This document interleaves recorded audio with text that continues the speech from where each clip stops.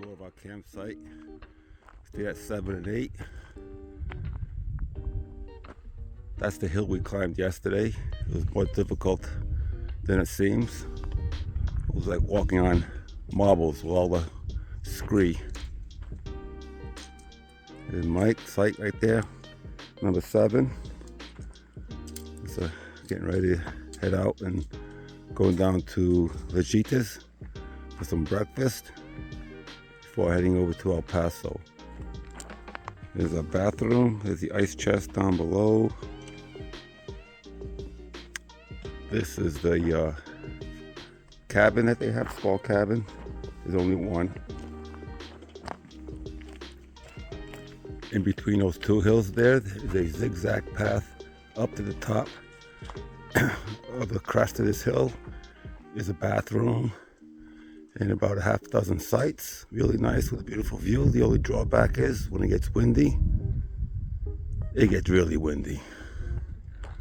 Like for instance, yesterday when it was really windy, and I was up on top of that mountain over there, right there.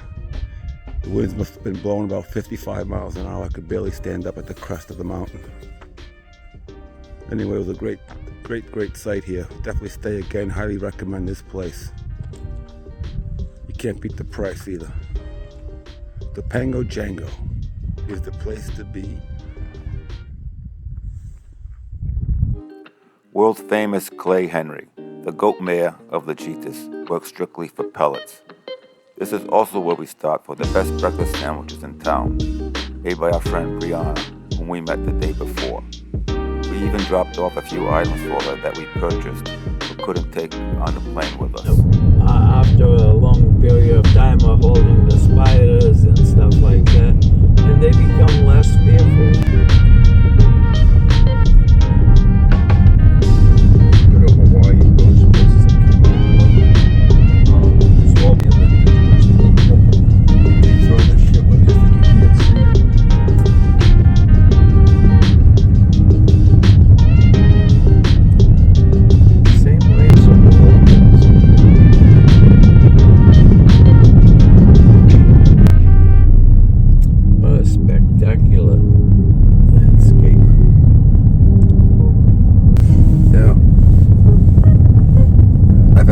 Twice now.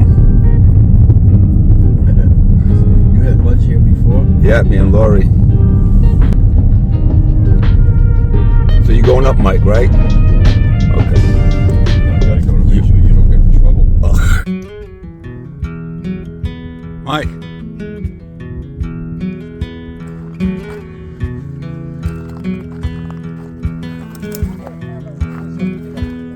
Oh, this is not much for them. Yeah.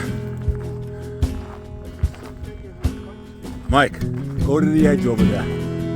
You watch that view from there. Right to the edge.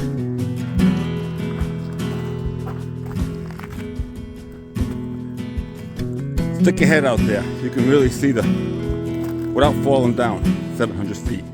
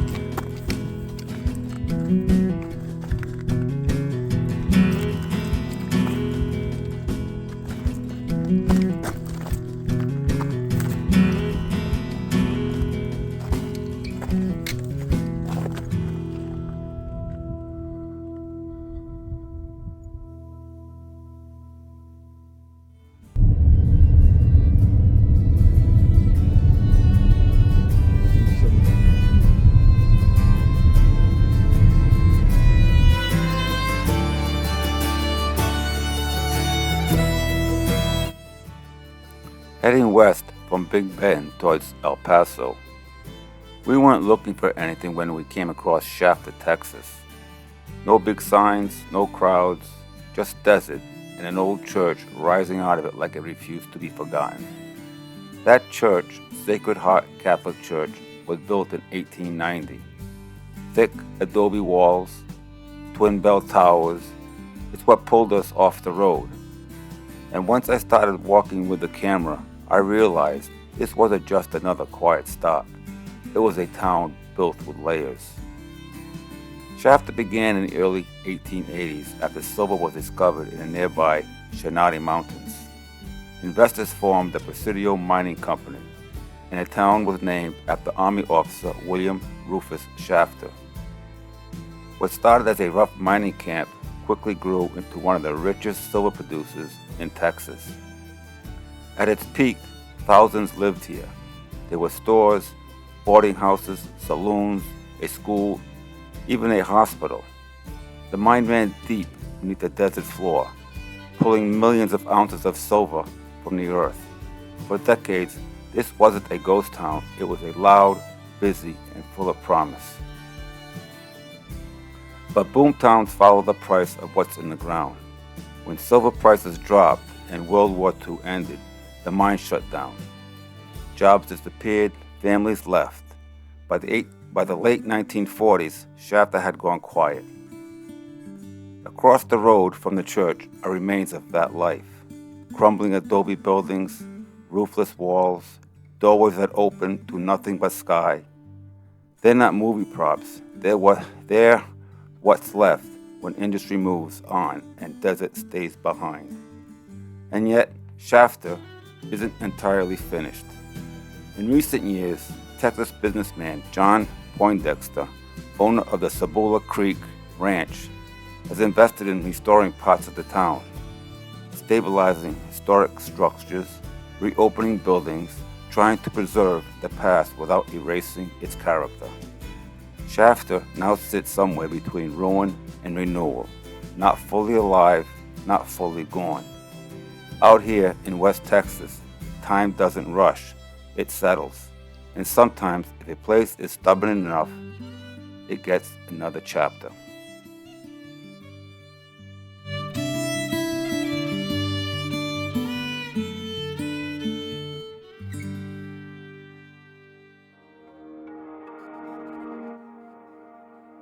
After an unsuspected stop in Shafter, we rolled west towards El Paso on another lonely stretch of Texas highway.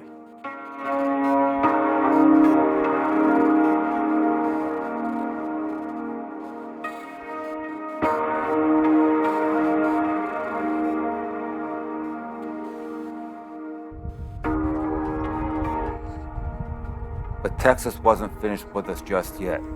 Waiting alongside the roadside stood a John Cerny mural, a tribute to the 1956 classic Giant, starring James Dean and Elizabeth Taylor. Parts of the film was shot right here behind this ranch.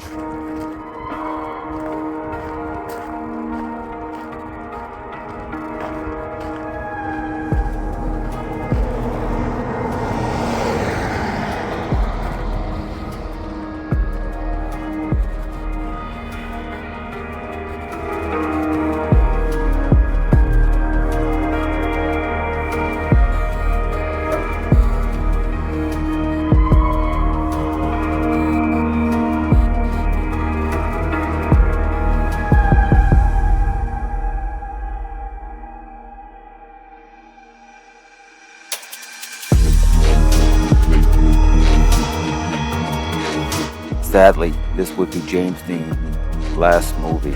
He died tragically in a car accident just before the movie was released.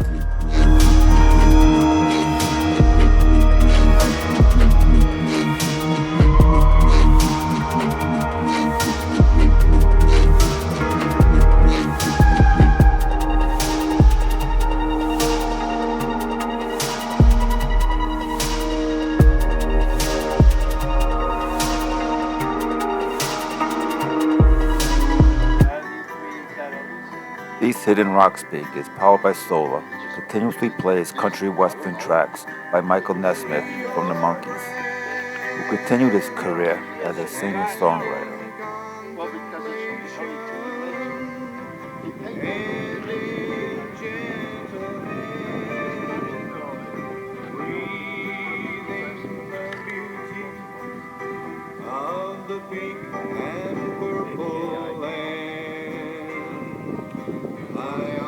I love this.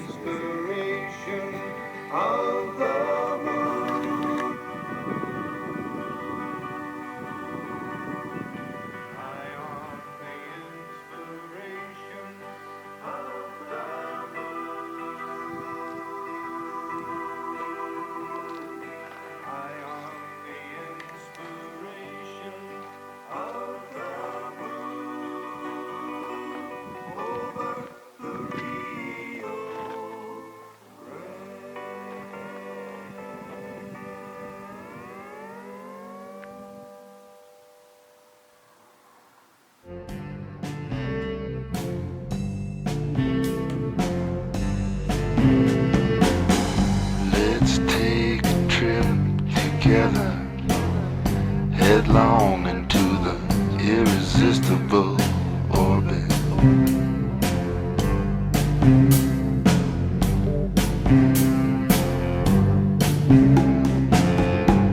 Breathing the cold black space with the glistening edges.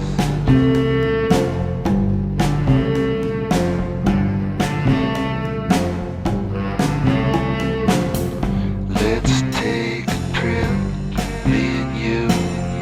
Let's go the scenic route. Finally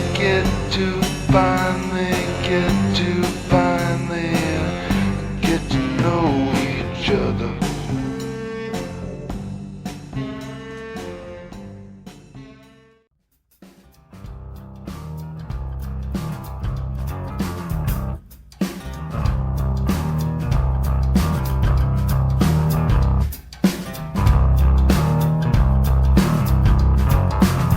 I hear a voice from the back of the room. I hear a voice cry out, you want something good. Well, come on a little closer, let me see your face. Yeah, come on a little closer by the front of the stage. Say, come on a little closer, I got something to say. Yeah, come on a little closer, wanna see your face. You see, I met a devil named Buena Buena, and since I met the devil, I've been the same. Oh no, and I feel alright now, I have to tell you, it's coming to me. Yeah, it's coming to me. Now I think I know what it is you need. I know some people that wanna make you change. Well, I know how to make it go away. You see, I met a devil named Buena Buena, and since I met the devil, I've been the same. Oh no, and I feel alright, I have to tell ya.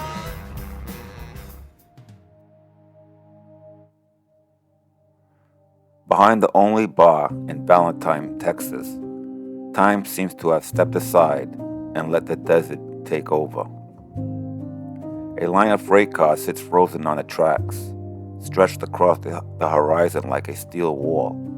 The graffiti is fresh in places, but the train hasn't moved in a while. It waits under the same blue sky that watches everything out here. Just beyond it sits a scatter of lives, half assembled and half abandoned. A silver trailer leans into the wind, surrounded by scraps of lumber, old tools, and a red sleeping bag airing out in the sun. Someone once tried to make a place here.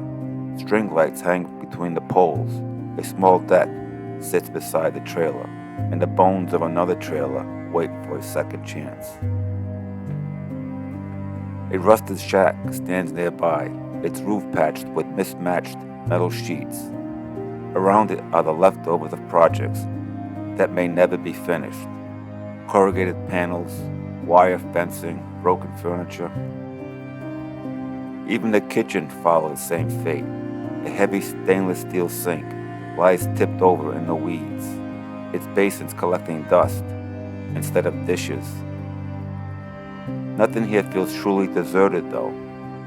It feels paused, like someone stepped aside for a while and the desert simply kept going. And beyond it all, the long train remains perfectly still, holding the edge of this strange little backyard at the end of the world.